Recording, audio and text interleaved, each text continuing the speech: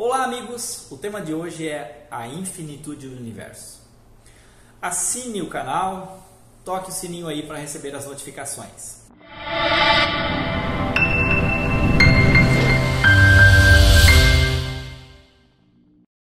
As religiões não conseguem explicar de forma objetiva a origem do universo. A ciência chama a origem do universo de singularidade. Para os ateus, o universo veio a partir do nada. A questão é, quem está certo? Na minha opinião, ninguém está certo. Nenhum desses três está certo. Mas há uma visão de que o universo pode ter simplesmente estar existindo dentro de um processo infinito, onde o tempo é eterno ou o tempo não existe. E de fato, o tempo é uma das propriedades do universo físico no qual nós habitamos, que é um universo constituído de tempo, espaço e matéria. O tempo começou a existir junto com o nosso universo. Há inúmeras interpretações que dizem que existem infinitas linhas de tempo. E eu concordo e eu aceito essa interpretação. E também há inúmeras interpretações científicas que dizem que há infinitos universos paralelos. E isso não é balela não, tá gente? Tem livros que falam a respeito. Esta obra, ela discorre cientificamente sobre a infinitude de planos paralelos, que existiriam infinitos universos paralelos. Acontece, gente, que eu tenho encontrado esta circunstância, este fenômeno na hipnose.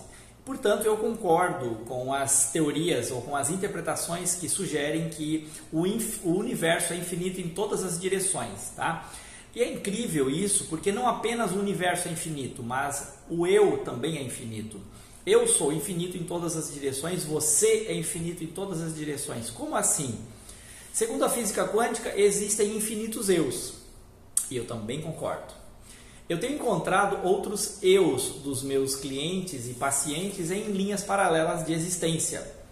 Aconteceu uma vez, a primeira vez que aconteceu, que me chamou muita atenção. Eu fiz uma regressão de memória de uma pessoa, usei terapia de vidas passadas, TVP, fomos a vidas passadas, ressignificamos os eventos do passado e aí voltamos ao presente. E ao presente não, voltamos à penúltima vida. Acontece que na penúltima vida a pessoa tinha morrido em 1984 e a vida atual nascido em 1980. Portanto, o cálculo não fechava. Aí aquilo ali ficou na minha mente sem entender. Eu assim, meu Deus, tem um furo aqui. É uma história aqui que não está batendo muito bem. E aí, de repente, depois eu fui me dar conta. Voltei às obras em física quântica que eu já tinha lido e tal, e eu fiquei me dando conta que de fato aquilo ali poderia ser um encontro entre a minha experiência e experiências paralelas. E aí mais tarde eu comprei esse livro, que mais tarde que eu digo, mas também já faz um certo tempo, que é o encontro da física quântica com a consciência. E aí eu me dei conta que o trabalho de hipnose, que lida com a consciência, poderia ser um dos meios de fazer contato com universos paralelos. E de repente também me dei conta da existência do campo acástico, né? Que se você não sabe o que é, procure aí na internet, registros acásticos, campo acástico ou akasha, né? E pesquisa a respeito. Então assim, esses elementos têm trazido informações extremamente valiosas para o trabalho que eu estou desenvolvendo, e a partir dessas informações eu percebi que o infinito está presente em tudo, que é a única forma de explicar o universo. Então o nosso universo seria filho de um universo anterior, e o universo anterior filho de outro, e de outro, e de outro, sucessivamente em direção ao passado, mas que a matéria ela não pode ser produto dela mesma, ou seja, a fisicalidade não pode ser produto da fisicalidade. O nosso universo, se nós colocarmos dentro de um conjunto tempo, espaço e matéria, nós teremos algo que nós podemos chamar de fisicalidade. E a fisicalidade não pode dar origem a si mesma, portanto a fisicalidade teria que surgir de algo que possa ser, que não tenha que obedecer às leis da matéria, que tenha começo. O nosso universo tem começo, tudo tem começo, tem que ter uma causa, né? E isso é uma exigência das leis da física. Então, se é uma exigência das leis da física, nós precisamos ir para trás ou seja, para além daquilo que é o tempo, espaço, matéria, ir além daquilo que é a fisicalidade e entrarmos em um outro contexto, que é o contexto da consciência, onde não obedece a nenhuma lei. Veja só, dentro da sua consciência você pode imaginar qualquer coisa, tudo é possível dentro da sua consciência. Por exemplo, imagine agora um cavalo alado, um cavalo com asas. Fácil imaginar um cavalo com asas, não? Agora imagine um cavalo com asas rosa. Fácil? Imagine um cavalo com asas azul. Muito fácil. No contexto da consciência, gente, tudo é fácil. Não existe a diferença entre imaginação e realidade dentro do contexto da consciência, tá? E eu vou te demonstrar que a consciência é muito interessante porque ela traz alguns conceitos de realidade muito fáceis de serem entendidos. Por exemplo, eu vou isolar um ente da matemática, o número 4. Por exemplo, o número 4 existe?